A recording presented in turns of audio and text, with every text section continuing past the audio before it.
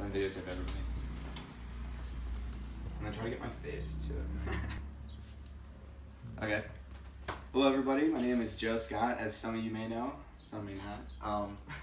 And I'm doing a persuasive speech on the drinking age in America. So I'll start off with a little fun fact about myself. Some of you might not know that I'm a third generation German immigrant. Doesn't really seem like much, but all my dad's side of the family still lives over in Germany. And one of the first times I went to Germany was with this guy over here. And and we went for our German exchange in Freiburg am Neckar. We got to see a lot of cool stuff all around Germany. You guys see Charlie, this was actually in France. And out of all the cool things, what really is surprising is the best thing was that we could drink. For real. And kind of some statistics, like drinking around the world, because you know that drinking in Germany, you can be 18 years old and you're legal for everything. And actually 86% of the world has a minimum drinking age below 21. And like 33% of that, they don't even have a drinking age. And like comparatively to America, we're like one of the biggest nations that does this, where we have age of 21.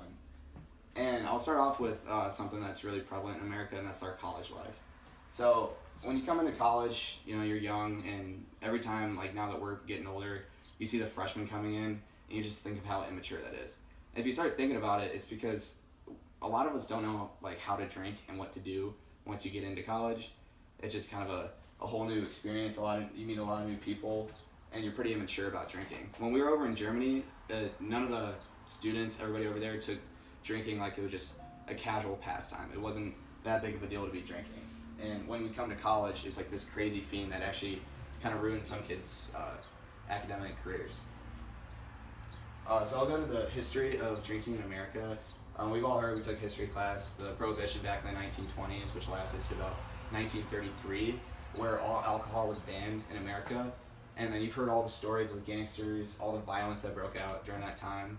It was actually rumored that during this era, it was President Woodrow Wilson, and I've watched documentaries that he actually had his own private cellar of alcohol. So if the President of the United States isn't following the law, why do you keep it? So that got abolished in 1933, and so it was abolished in 1937, sorry. And states were given authority to kind of choose their drinking age. And I think a lot of them chose 18 years old, and this lasted for a while until the Minimum Drinking Age Act of 1984, which the federal government told all the states that if they don't raise their drinking age to 21 by 1988 was their like cutoff date, they were gonna like cut their funding for their roads. So like the federal government like wanted this 21-year-old drinking age. And it just doesn't work. This is why I think that we should definitely lower the drinking age in America. I think the best age would be 19 years old. I think it's a happy medium between the younger 16, 18-year-olds like most of the world and our 21 age.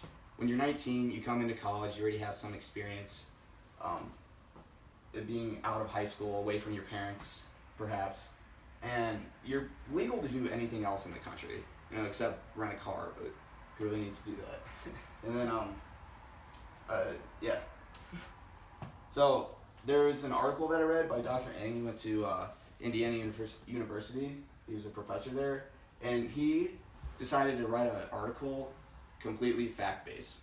And pretty much he had a bunch of surveys and statistics, one of which says that 32% of underage drinkers are actually declared like heavy drinkers, where they drink like more than 7 drinks in 1 week, compared to the 24% of actual legal age drinkers, which is really kind of surprising because, well, it's actually not that surprising because as kids, teenagers, like naturally you just want to disobey your parents, the law, whatever you're doing. Maybe some kids are better than I am, but and after 1984, surveys of college students showed their increases in their irresponsible drinking habits, where that means they're drinking to puke. You're like there's only one intention of getting drunk, and that's to get as drunk as you can.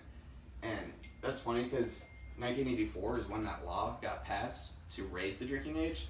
So naturally, it just made kids want to disobey it more and start drinking more just to go against the law. So that's why I think that we should lower the drinking age in America. Woo. Yeah, show everybody.